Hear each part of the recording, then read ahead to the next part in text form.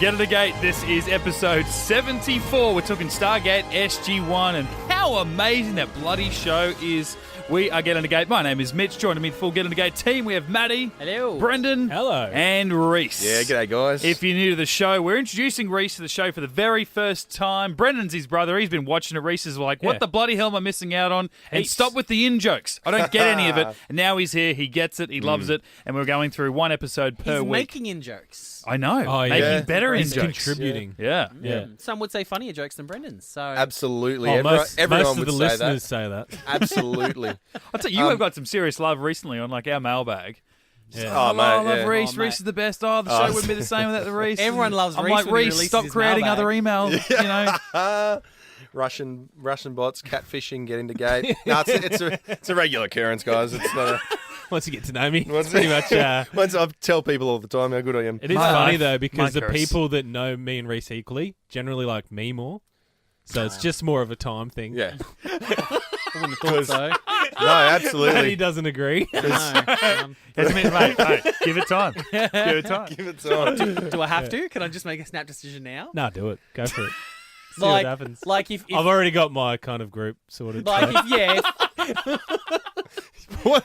Your kind of group is you and a bottle of bourbon. like that is if it. if Thanos like walked into Not the all. room and said, "I'm gonna snap my fingers. One of these two has got to go." Oh, Jesus. Sorry, Brendan. It's been nice. Yeah, Well, it hasn't been I'll vote nice, for Brendan as but-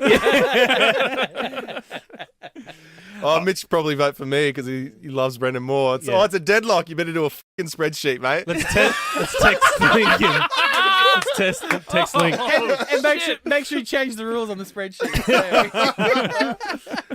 Yeah, I'm loving watching every episode being the first time I watch it, and I think I'm appreciating it more because you guys are jealous of the fact that I'm watching it at the first time. No, we're jealous of you that, bit. that Not today, people like Satan. you. Yeah. Brendan's jealous of me of everything. Although you did have your pants off, so not jealous of that. He's jealous that Rhys is the better looking brother. Yeah. That's Yeah. awkward. Yep, Totes. that's always been a thing. But yeah, I'm not jealous of you today, mate, because the first ones is a fucking brilliant episode, and I think one of my all-time favorites. Shit. I love this episode. Let's see what it's about. Go back to the old synopsis on the DVD. That's right, children. Physical media.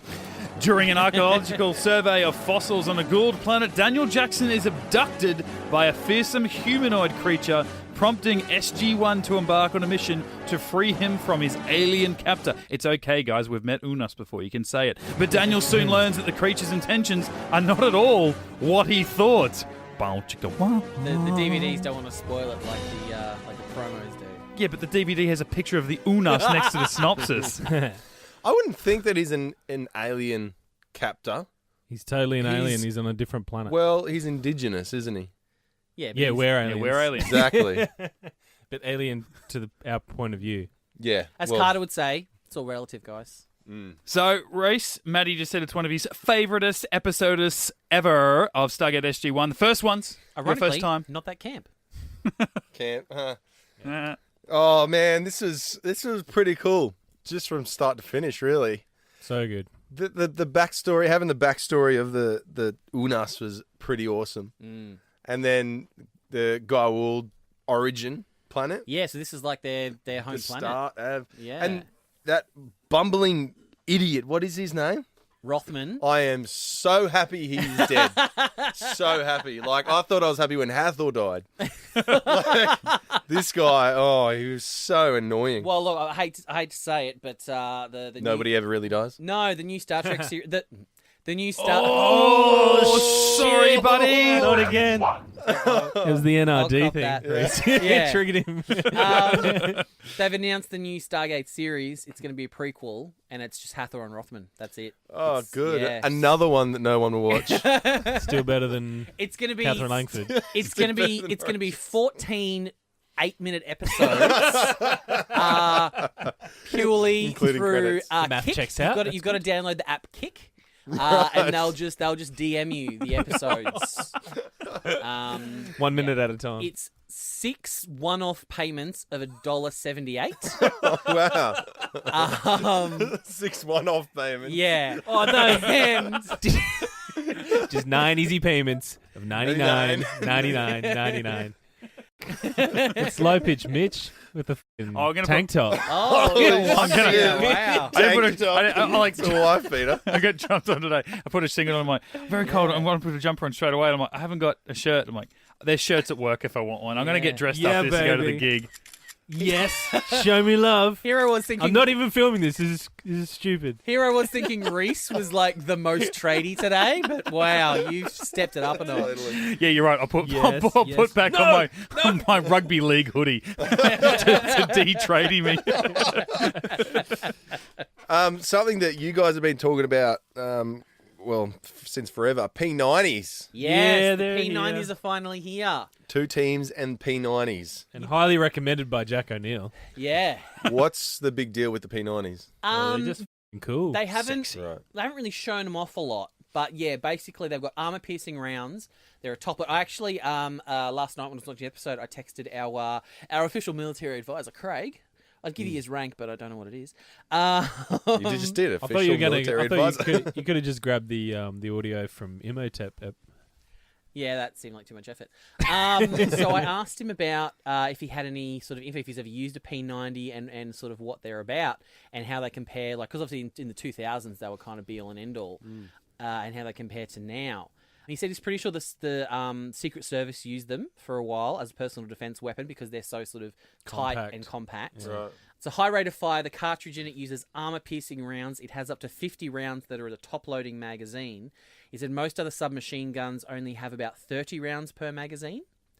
He said when he was deployed overseas, he actually did manage. He did get to fire one, and he said because he's such a Stargate fan, he was like a kid. He was a kid in a candy store, and he said they're a good swap out for the MP5s that they were using because these ones have more firepower and more range. Right. Yeah, and they're really. Yeah. They just look cool too, and they're compact. Yeah, You can't. O'Neill just kind of uses it as an armrest a lot of the time.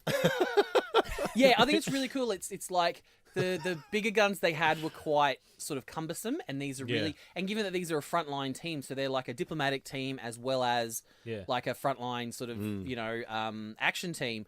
These are a bit more. They're not as imposing, I feel like. Yeah. And the way they kind of just clip to the jacket. And It's they can like just a lanyard. Yeah, they can just hang there. Yeah. And then they're so tight and compact, they just bang.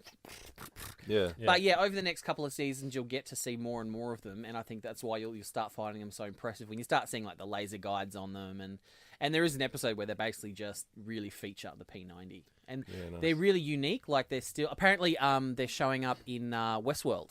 They use them in cool. Westworld. They're like cool. painted red or something like that, but I haven't got that far into Oh, right. Westworld yet. But they do basically become just like a signature gun for Stargate. Like it's just they've just become completely ubiquitous with Stargate. nice. Although, And- however, Craig did say he wouldn't take... Personally, he said he wouldn't take one off World. He'd be more likely to take an M4. Yeah, me too. Spaz 12. I'm a Spaz 12 man. Oh, I suppose it was- Whatever's got the coolest name, that's what I'm all about. I said no. I'd be taking a Zat. That's Yeah. that's Double me. Zat. Oh, absolutely. Standard. Yeah. Yeah. Staff weapon for me, Yeah. obviously. Well, Yeah. speaking of now, jumping further towards the end of this episode. Oh, the backwards over the shoulder I shot. knew you'd love Oh, that. man. With- I nearly wrecked my pants over that. But then later on, when it's the whole who's the Goa'uld, and it's finally revealed that it's like the first guy. Yeah, as if that wasn't obvious. Yeah, and he cops like 2 staff blasts in the back. Yeah. Teal'c has a Zat strapped to his arm. Like, that's still an SG's personnel member right there. He could have zatted him once, Yeah. and they could have... Take him to the Tok'ra. Take him to the, No. take him to the, to Teal'c the does Tolan not in take Pretend. prisoners, mate. He does not take prisoners. In Foothold, killed Charade, Yeah. Foothold double zatted a dude. Yeah. He went berserk on the Tok'ra base. He does not take prisoners. Like, the other No. week was Divide and Conquer, and O'Neill's being tested to be a Zatar. Zeta, Yeah. and he's just like pulls out. There's like, "Stew, I'm just going to cock this just Yeah. in case you go Yeah. full scale. O'Neill, I will Doing- take you down. Double tapping this. I have a life debt to you. I'll still kill you. I don't give. live dead. So true. Well, you said you nearly exploded in your pants when you saw Teal'c with his reverse shot. I nearly exploded in my pants when I saw Daniel in his do-rag. The do-rag was back. I was like, yeah, buddy. I love that scene with him and Rothman at the start. To the whole archaeological dig. Yeah, that's great. Like Shanks is in his element, just absolutely just going for it with his dictation machine. He's got his paint. What has he got? He's got his paintbrush, his do-rag, his dictation recorder, and looking for traces of Nakoda. I'm like, Yeah. that's just a Quadfecta or whatever it is. Peter DeLuise, who's the writer and director of this episode, which I think is the first time we've had the double threat of someone directing an episode they wrote. Cooper's like, I can do that. Please don't. Please don't. Can you? We know you want to. And then he does, and we get Arc of Truth. Brennan, that's one. He said I'm fine with it. at the start of the episode when they're testing for Naquadah, and he and they shake it and gets a little blue liquid. Yeah. He goes, he just stole that from like the cocaine test because he's like, well, I'll just get him to do that. Yeah. I like it That how makes he sense. says, you know, like the cocaine test. How you Yeah. might have seen that. I'm like, Subject. no, obviously, no. Peter knows how to party, obviously. Subject queen, primordial Goa'uld, as evidenced by the enlarged pectoral musculature and dorsal structure. This Goa'uld ancestor appears to have been a... Cleopatra. Well, I found her and I get to name her. No, Cleo. Cleo, as she has been so colorfully named by Robert Rothman, Hate appears that to have guy. been a predator, not parasitical. Confirming my theory that the Goa'uld evolved for millions of years in the prehistoric oceans of this planet before ever taking on hosts. Let's get a sedimentary timeline before we jump to conclusions here, please. Testing for Who do you think Naquadah. you're talking to, Bob? Yeah, right? Wow, nothing, not even trace amounts. We didn't find any Naquadah in Brutus or Julius either. Must become part of the Goa'uld makeup later in their evolution. That's significant. How so? I have no idea. Classic Daniel line. Yeah. It's like it's significant. Like with the ZPM, it's like it's important. I just have no idea what it is. Yeah. Well, it's interesting because they go, there's a reason why Carter's not allowed to be able to sense the Goa'uld because they don't have Naquadah. Mm. And then so he throws that line in at the start. Mm. It's kind of like it's a natural evolution. And then I just like it how he goes, it's significant. How so? I don't know. I have no idea. No. You'll find out Yeah. in a looking few at minutes. You're looking Yeah. at a fucking bone turned into rock here, mate. Just Yeah. like ease up. You're literally the one that just told me to ease up. Yeah. And not make assumptions. Yeah. What I didn't get, going back to when Tilt double staffed that guy, Yeah. and then old Bobby Rothman was a Goa'uld. Yeah. When he looked at his wrist, he had blood on him. That's how Tilk was like, what? No, I think No, it was. he was working on the zip ties. Yeah, So it that was already broken, the zip ties. Right, okay. Yeah. I think. Yeah. Yeah, it is a He'd bit broken confusing. the zip ties and he was just kind of biding his time, just wait. Like he was free, Yeah. but he was just biding his time. So my question with it is, and they do mention it towards the end of the episode, is when do we think Rothman was actually taken over by Goa'uld? Was it off screen, like during the opening credits, and when he came back through the Stargate for help? Was it that much of a long con that it's like he was trying to get more humans to come to the planet so all his family could get hosts? Or was it, like when Teal'c suspected, was it when someone was on watch, one of the Goa'uld jumped out of the water and attacked someone into it? Yeah, I always thought it was when they're on the beach there, but I like the idea that maybe it's been in him for months or however long they've been there, 3 weeks. Oh, But I didn't assume months. I just assumed sort of after the attack. Yeah, I just like the idea of in the Shara one, Forever in a Day, he was a dream. The next episode, he was real, and then this episode, he was a Goa'uld, so he's only real for one episode. I just like that concept. Yeah.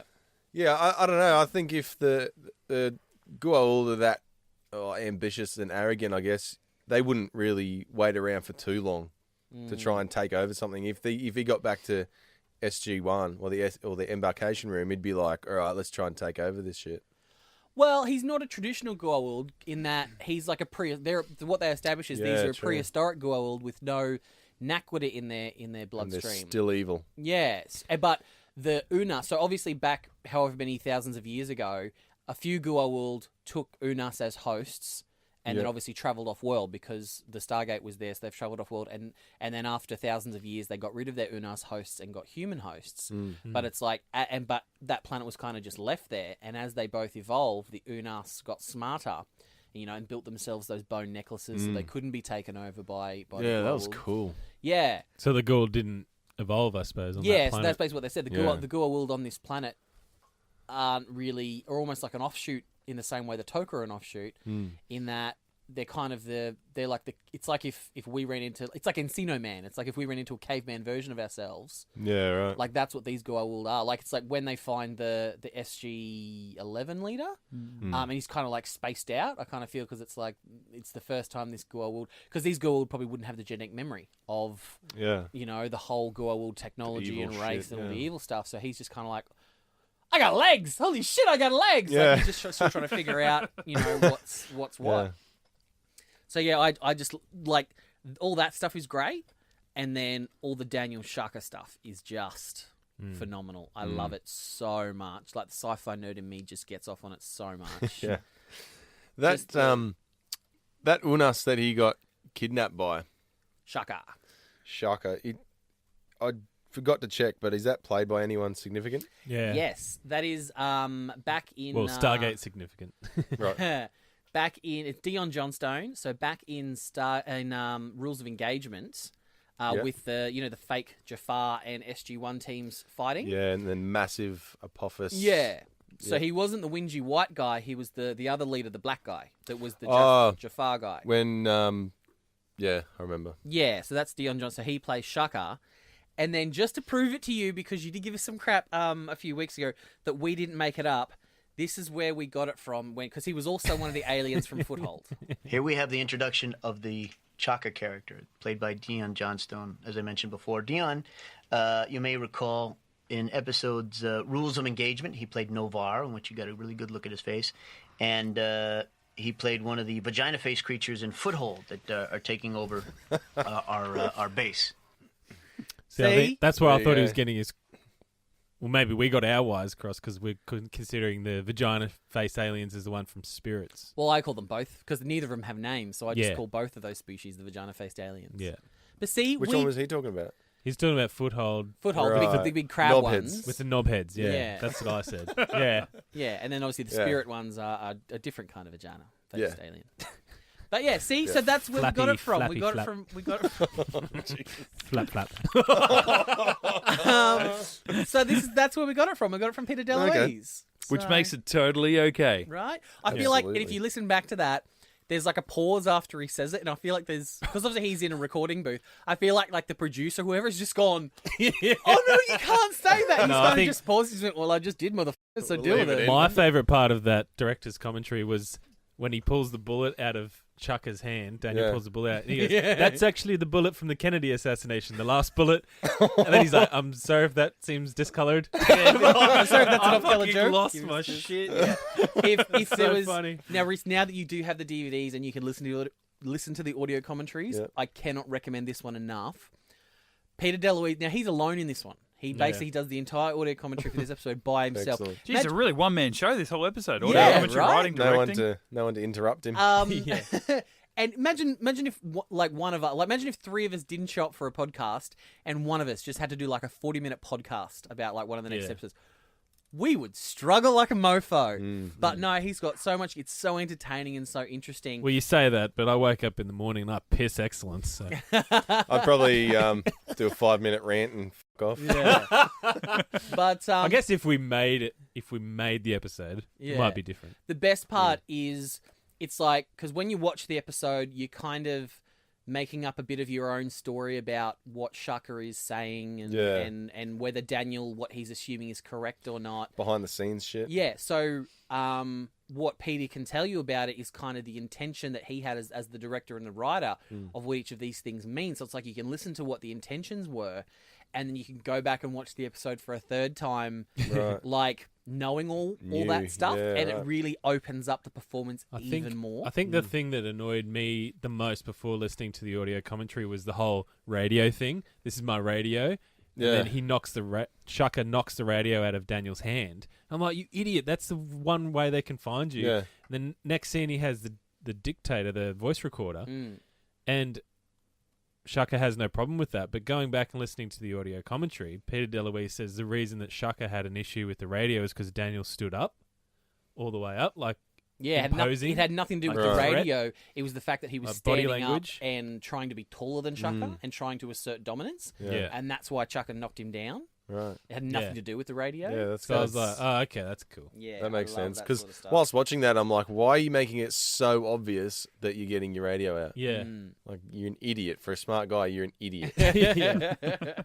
But I think he kind of covered all his bases in this, Pete. But I think the one thing that annoyed me was Rothman running back to the SGC. Unless he already had the Goa'uld in his brain, he's sucking on a Ventolin puffer Yeah. for asthma, and he's out of breath for the entire scene. But I'm like, wasn't this guy meant to be a decathlon runner? Wasn't that established? Well, Yeah. wasn't that in the Dream episode though, or the whatever it was, like the Forever and a Shara Day, yeah. Dream? Because then when we do meet him in Crystal Skull, he's got the sinusy voice and he's injecting things up his nose and stuff Yeah, like that, all those sprays and stuff. So yeah, I don't know where to sit with Rothman, like on whether Yeah. he is. I actually don't hate him. I don't mind him. I think if he was in more Hate him. episodes, I'd hate him. Yeah, but maybe. it does open the way for characters like The Dr. other guys. Lee Yeah. and yeah. all those other like recurring scientist guys that I Yeah. think are probably more interesting and more fun than Rothman.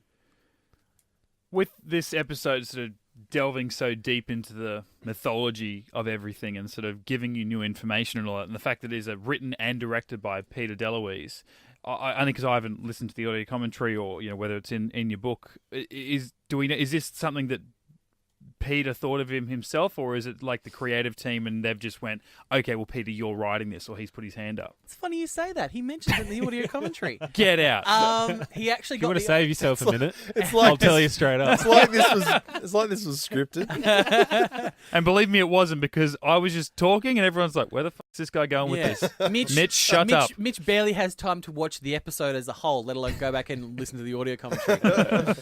Peter, But, Peter mind you, DeLuise, when I buy my DVDs and Blu-rays, I will buy the ones with the most special features Yeah. because I love that shit. so you've got them on the shelf. I've got and them never there ready to watched them. go when I'm going to sit down and watch them. go. When I'm retired, I'm to going to go. say, They're in the original package, Yeah. ready to go. I've had that movie for 12 years, haven't watched Yeah. it yet, and then I'll wait another 27 you've got- before I watch the special features. You got 3 kids under 5. It's like once they're all off in like left home, then you can Yeah. watch them. I need to start like just introducing my kids to movies I want to watch really early, like rather than Yeah. like do it up in Judgment levels. Day. Yeah, I did absolutely. that, Like I 2 years old. follow Scott Derrickson, who's the director of Doctor Strange, probably the biggest movie that anyone would know him from, and he continually refers to himself as the greatest father that ever lived because he's got these younger kids that might be between like 7 and 12. He's like, my 7-year-old just watched Alien and Blade Runner back to back. I am the greatest father ever, And my 11-year-old just told me that his favorite 3 films of all time are this, this, and this. I am the greatest father ever. And I'm like, I need to do that I because did my that. kids still watching Yeah. fucking Patrol. PJ Masks Yeah. and shit. Sea Patrol. I did that with my niece. Well, her dad actually was the one who played Star Wars for me for the first time. Ah, cool. Anise. No, my niece's father. And then family gear. drama. He was out of the story. But then I actually then sort of took the reins with her, and when she was about 5 or 6, I sat her down and started watching like Star Wars and Star Trek and all these other like sci-fi shows. Now to the point she's I think 20 now. Her boyfriend had never seen Star Wars. She was the one that sat him down and made Nice. him watch Star yeah. Wars and all these sort of movies. So This will blow your mind. yeah. That's honestly my biggest debate with myself about being a father is how old does he need to be before I show him Star Wars, like A New Hope, Yeah. to go, wow, this is Star Wars, and then an And actually Empire to understand blow his mind with the Yeah. twist. Like Yeah. 8 Come or on, 10. He's 8 or 10, a I smart reckon. 8 or 5-year-old 10. though. I think like he knows enough about Star Wars. Like we play in the backyard with lightsabers, and I'm always the Yeah, bad guy, that's true. obviously. Now my second son, hardly enough, is named Luke, and he is Anakin Skywalker because he has a blue lightsaber, whereas James has a green, so he's Luke. It's confusing, but he runs around. If I'm fighting my son Luke, James, as Luke Skywalker, comes up and goes, "Don't fight my father," knowing that his father is Oh, Anakin wow. Skywalker. But then he'll talk about Darth Vader, and I'll be Obi-Wan. I'll say, "Yeah, Obi, do you know that Darth Vader killed Anakin Skywalker?" He's like, "He's so bad, he's so evil," and I'm like, just got "Oh goosebumps." man, I'm gonna blow your mind." I'm lying to you, but it is going to be so You are worth it. 5. Why can't you be 8 already so I can do it? And I'm going to film it. Oh yeah. So Well, so just what you were saying on Peter DeLuise is he actually he directed Demons the last time we saw an Unas character, and he actually had the one of the great chats we've had. That was great. and he got so infatuated with the idea of the Unas, he actually said to Brad Wright, he said, "Oh look, I don't want anything to do with it. I just because I'm a fan of this show. What if you guys did like go and do an episode about unblended Unas and what that would be about?" And Brad Wright was like, "Fucking go write it. That sounds awesome." And Peter DeLuise is like, "I'm not a writer." Because literally this is the first thing Peter DeLuise has ever written. He's never Oh, written right. anything Really? before. Wow. Brad Wright did do a lot of polishes on it and fixed up a few bits and pieces. But this is pretty much all Peter DeLuise. So yeah, he just talks about... And he probably had a little bit more time as well to write it, obviously, because he was not on the writing staff. Even Yeah. though he'd direct kind of every 2 or 3 episodes or Yeah, whatnot. and I'm pretty sure this episode is what got him. He now gets the credit as a creative consultant Ah, cool. on the show. I just So like the he's- idea of the two versions of that conversation. Like you said, he went up there and go, "Hey, you guys can do this. I've just got an idea. Maybe it could be good." And everyone went, "That is a great idea. Why don't you roll with your idea?" Or it's like he goes up to Brad Wright and he's like, "Oh, it sounds like a lot of fucking work." You wanna, Yeah, you wanna hey, just go ahead Pete! and do that? You want to do that? Do you want to become a writer? Working with James L. Jones was a nightmare. I don't want to do any more fucking Unis episodes. Oh, And of course, the lovely opening title sequence, which has baffled me. I don't. As the episode, show is called Stargate, and yet we are perusing the face of a giant cross-eyed pharaoh, as you will soon see. I just put that in there for colour. Part of the fun of this episode was while I was shooting demons, I had this great idea for a show where we investigated the Unas even closer.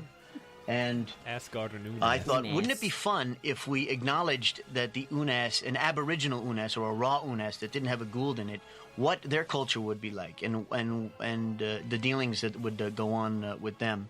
And I was highly influenced by a movie entitled Enemy Mine with Louis Gossett Jr. and Dennis Quaid. And so this has a lot of elements from that in there. Which is ironic, isn't it? Because the next Unas episode is Enemy Mine, or is it? Yeah, Yeah. and then Louis Gossett Jr. is in the series in like season 9 as a like a Jafar leader. So it's Yeah, cool. quite interesting. Oh, yeah. It's I think one of the reasons why I respond so much to Peter DeLuise is he's so sort of pop culture-y. Like I almost did a supercut of every pop culture reference he made in his audio commentary, but it was like 6 minutes long, and I'm just like I can't justify it. But basically, just as he's doing the episode, he goes, "Oh yeah, so that person's name, that's my girlfriend. Oh, that person's name, that's the boss's nephew. Oh, that person's name, that's Jonathan Glasner's lawyer." Like all the names that he made up for the episode, he's just pulled from real life. And it's like, "Oh, that shot there is an homage to Piranha. That one there is inspired by Jaws. That one there I stole from Predator." Like he just goes through the entire thing and just openly says, "Look, he's just one of those guys. He's like Mitch. He's just one of those guys that just fucking loves movies." Yeah. Like, just doesn't care whether the movie's good or bad. He just loves watching movies and experiencing movies. Mamma mia. So Here we then go he's- again, coming out in cinemas in July. Here we go again. Better believe. Get I Into can't believe Geek's they gonna named it cover that. one. Like, of all Really? things. Yeah. Here we go Here we go again. This is Yeah. asking for the jokes. Fuck me. So yeah, so it's just fun that he's just like he's quite happy to, as Brendan says, I think so says a lot, hang a lantern on it, and just own the fact that he's just a massive fan, and everything he does is just an homage and a credit to the stuff that's come before him. That's pretty cool. One thing that I wanted to ask about was those paintings in the cave. Yeah. Was that like just basically their history? Yeah, Peter gets into it in the commentary. Basically, it just kind of just shows the evolution. It's like you see Goa'uld hatching from eggs and taking over Unas and all that sort of stuff. So yeah, it's really just the Unas's history. Yeah, okay. And you know, for a very primitive species, they're still very aware. And they're what he tried to get across is what a noble species they are. Like he based. And I think even Daniel, he even wrote it in the episode. Daniel says it like he based this whole ritual that Shaka's going through of capturing Daniel and bringing him back to. He based it off the Maasai warriors when they would go out and kill a lion, and also the Australian Aboriginals and their walkabout, and like when it's the coming of age. Right. So that's basically what. And even then in the commentary he says, which I only learnt from the movie Walkabout or something like. He watched a movie. He's like, so I'm assuming it's true, but it's from a movie. Yeah. But that's what he based it on. He's just like this coming of age of this. And you know, Daniel does say early on when he's analysing Shaka that he's obviously an adolescent. He's got doesn't have the pronounced horns and all that sort of stuff. So yeah, it's basically was just Shaka was just about to become a boy, like a man. Yeah. So he was sent out to try and find a creature and bring it back and kill it, just to prove that he's made it. He's made it. And he ends up coming back and killing his own alpha. Yeah. With the help of 1,000 P90s. Yes. Yeah. Yeah, because when Where are we at? in the cave when he scratched Daniel's face, turned him around and scratched his face, and I'm like, oh, this is going to be a prison scene for sure. rapey. Be a rapey. Oh, it's funny you say that. Now we have the. This is if you look between the lines, you'll see that Chaka and Daniel have slept together, and this is the morning after. That's I'm when, just kidding. that's when they wake up in the cave. It's kind of funny because Crack up. obviously I watched the episode, then rewatched with the audio commentary. But this is my note when on the original rewatch, and I couldn't help but think that Chaka bringing Daniel home was like Chaka bringing Daniel home to meet his dad and coming out of the closet. And if you rewatch that whole scene with that kind of subtext, it's That's not a really bad quite thought, amazing. because it's So like, you know, true. you bring a friend home. Oh, yeah, it's just a mate. Yeah. Whereas for them, it was like he was supposed to bring a mate home they were going to kill. Like, Yeah. it's like, oh, Yeah. oh no, I don't want to kill him. Yeah. I love him. Yeah. So I was just like, That's not so bad, good. actually. And And the then- father's just like, I'm not having a bar of it. Yeah. Yeah. This And then- bullshit. Not in my fucking cave. Yeah. and then the My fucking son. And then He's the- supposed to be the future alpha, mate. and then the boyfriend's family show up and shoot him with P90. Vote yes, bitch. Boom, boom, boom. I did find it interesting that Daniel kind of took the long way when he's sort of being dragged through the cave, and he writes his little sign like on the this way and the arrow on the Yeah. wall. You think you just do the arrow? Well, the arrow and maybe even just arrow like might be hard to see, but even just do like the point of origin symbol. Like it's like a triangle with a circle Yeah. would be quicker than writing in full block caps this way. Yeah. When he could be getting like sliced to ribbons at any I given still moment. don't think he wrote this way, with that many strokes. Of Absolutely not. And then as he's being dragged across, he just does a perfect arrow as he's Yeah, it all perfect works out arrow perfectly. as he's walking past. Well, they're again, not to harp on it too much, but in the commentary, Peter DeLuise kind of the look, the intention that he gave Shaka when Shaka looks at it is that's Shaka going, that's not art, like Yeah. because he's done Yeah. it on their big art Yeah. wall of their entire history. He's like, that's not art. is And he this? just keeps dragging him. That is not a person. I guess from what I just said about maybe if he had done the point of origin symbol, I guess that might freak someone out if that's on the Stargate. Yeah, Maybe they had true. a negative connotation towards the Stargate, I guess, but would have saved a hell of a lot of time. Just as a pain. I love Dion Johnstone the way he used the prosthetics Yes. and just the way his performance, especially in the prayer, is like shah. yeah, Yeah. It's like, and That the was way he kind of cool. blows his nose to flare out the Flare it out. prosthetics. Yeah, I and was to actually like, play around with it. I so thought was, cool. was really good. he They didn't did- have much to work with. Like he didn't have any lines. He's just kind of like there as a. and he barely had his eyes to communicate with, of actually like his actual skin that you saw. Like he had his eyes, but then he had in the Unas contacts. So it's like Yeah. we really didn't see any of him. He was completely Those covered. mad teeth. Yeah, but still managed to communicate everything so well. And yeah, it's like every time I go back and watch it, I just spot another little nuance bit here or there, and I just go, yeah, that's awesome. Yeah. I assume he doesn't come back for the next Unas one, He does. He comes back for Beast of Burden. right? But, But there, not yeah, the unfortunately other for Shaka's last episode, which is Enemy Mine, which is again another one of my absolute favourites, Yeah, he was unavailable, so they get a different actor to play Shaka, and he doesn't have Yeah, it's quite not as as good. much. Because I'm not a huge fan of Beast of Burden. and just plus the- they didn't get the makeup the same either. yeah, It's they a bit tried to make him a orangey bit. and like, Well, ugh. they made him look a bit too human. He stands Yeah. up sort of, but yeah, because it's annoying because Beast of Burden isn't one of my favourite episodes. Like it's not a great one. And Dion Johnstone is in that as Shaka, and I almost Yeah. kind of wish it happened the other way around. It's like Yeah. Dion wasn't available for Beast of Burden, but he was available for Enemy Mine. Yeah, that would have been good. But I think that's why First Ones is kind of just holds that special place in my heart because it's all Peter DeLuise, it's all Daniel, and it's so much of this just cool Unas character. I think that's why too with Thor's hammer. Yeah, the first Thor's hammer. Like I'm not, even though it's James Earl Jones, like I'm not a fan of that Unas episode. For me, when I think about Unas, this is the episode I think of. Yeah. First and foremost than anything else. I f***ing love it. My first note is love it, love everything about it, and that was before I even pressed play. Like I knew it. Just gonna pre-write this note. Yeah, I think the only nitpick I had is the fight at the end between the Unas, like between Shaka and the Alpha, was a bit wimpy. Like it wasn't as feral as I'd like. Yeah. And then obviously the big. I like the touch that was in the water. I think that made it for me. I was like, That "Whoa, helps. this is he's drowning him." Brutal, yeah. Yeah. I just felt they were a little bit kind of, obviously because it's all fake, like they couldn't really use their claws. They were kind of just like Yeah. open hands slapping and grabbing each other's forearms and stuff like that, where it's like, no, they would really get in there with their claws, Yeah. but Yeah. they couldn't Can't do ruin it. the makeup for the second take. And then I don't know whether you spotted it, Rhys, but all the other Unas in the cave, That's just those 2 actors duplicated. So that's just Shaka. Really? Shaka and the Alpha are the only 2 people in Wow. Unas makeup in the entire episode. CGI. They just changed their outfits and then doubled them all through there. So Wow. to me, that CGI shot is you can now, like, when you know that bit of information, you go back, it kind of does spoil it a little bit for you.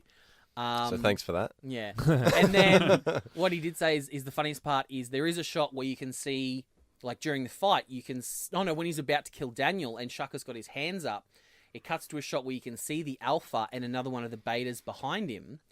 So you're like, well, how does that work?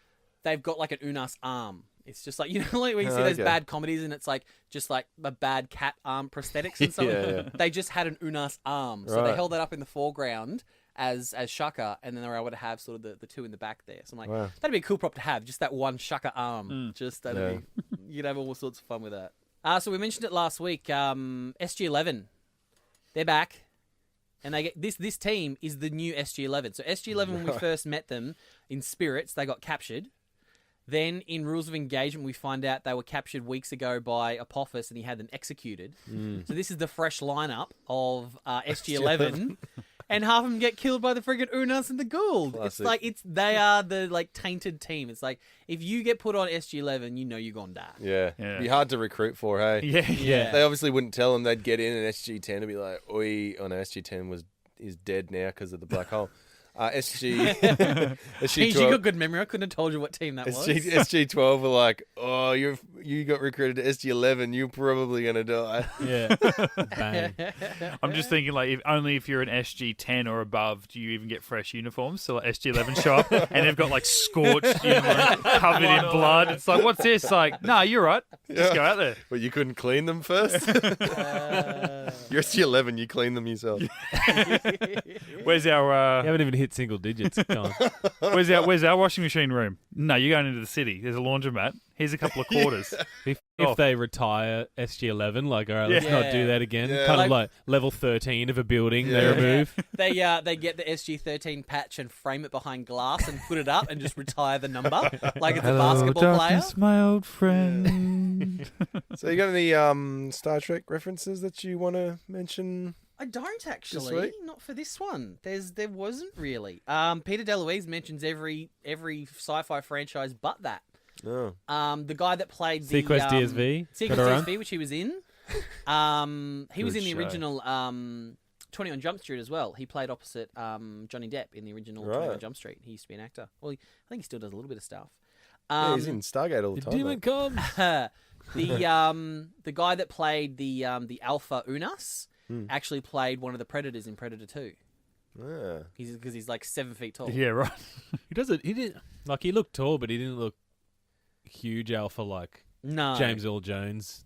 No, I think that one Unas. was definitely more intimidating. Maybe Yeah. because he was like hunching and trying to look feral like Shaka. Yeah. Yeah, He probably should lost have probably that. stood up a bit more. Yeah, That true. height.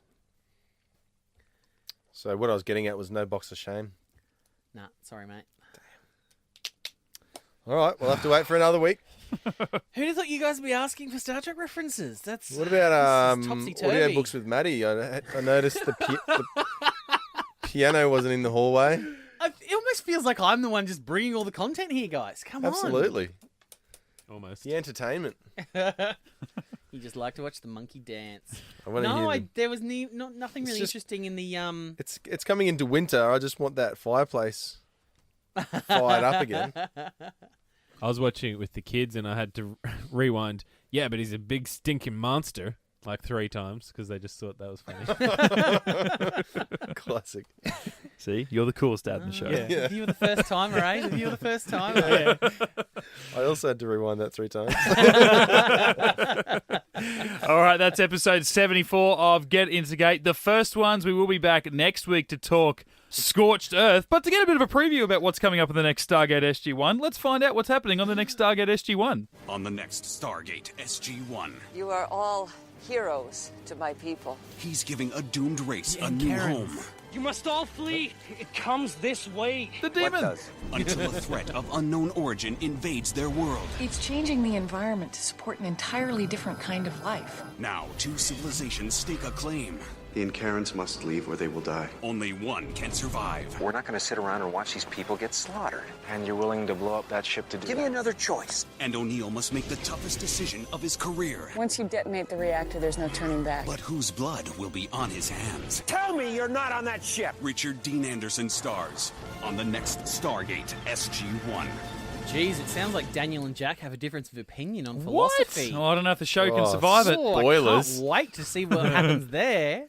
So fresh and exciting. See, now I remember this episode. I think this is one I thought came up like almost a season ago. I can't even remember which one I'd confused it with, but this one, I've got a distinct memory of. I so- always confuse when I'm thinking about episode titles. I think when someone says "Between Two Fires," Yeah. I think of Scorched Earth. So maybe right. you think of I think of Zach in the fire. Galifianakis. Yeah, I was going to say that. Between Two Ferns. That'd be an interesting Yeah, show. we got it. That's why we laughed. What was the show? Can't remember. Oh, Between Two Ferns. who's in that? Ah. There's a show where Zach Galifianakis Oh, interviews now people, I get my own joke. and then he gets guest celebrities, Classic. but he's not a good interviewer. Right. Right. And why is it called Between Two Ferns? Yeah, with Zach Galifianakis. Because it's kind of like a play on Between Two Fires. Right. It's Right. from Stargate. But then Yeah. is there fires or? Oh no, he's between two ferns. Is it? Oh, the actual. Oh, What's right. a fern? Get us, Like the gully? get us out of here, Mitchell. Get us out of here. All right, that's Eject. Well, that'll be next week on episode 75. This was 74. If you'd like to check out the other 73 episodes of Get Into Geek, check out our podcast if you are the first time I referred to at the start of the episode. Get Into Geek, a Stargate podcast available on all your favourite podcasting outlets. Just search for it. You can also search for us on the social media apps, Facebook, Twitter and Instagram. Give us a like, a follow, a subscribe, all that sort of stuff. Slide into our DMs. Or send us a bit of a longer sort of rant, getintogate@gmail.com. Myself personally, if you want to come and chat some gate, Mitch_Lewis on Twitter and Instagram. Matty, where are you? At High Pitch Matty on Instagram and Twitter. Oh, don't you were loving Twitter last week. Don't do that. Brendan, where are you at? I'm at the Brendan Gibson on Twitter and Instagram. And Rhys. And I am at the Flying Gibson. You can also support the show, join the show, patreon.com/GetIntoGate, and our other separate somewhat podcast, Get Into Geek, a couple of big movie reviews the last couple of weeks. Go back about 3 or 4. Avengers, Infinity War. Last week we had Deadpool 2. It feels bigger. And this week, Solo, a Star Wars story. All that you can check out on our other podcasting channel, Get Into Geek. And a big thanks to all of our Get Into Geek family for moving over there and checking out what we got going on that channel. But we will be back next week, episode 75, Get Into Geek, talking Scorched Earth, motherfucker. Who gets that reference? No? No? Tropic Thunder? No? Yeah. Otherwise, that would have been a really dour way to end the show. I'm so sorry. Bye. I'll see you next week. GetIntoGeek.com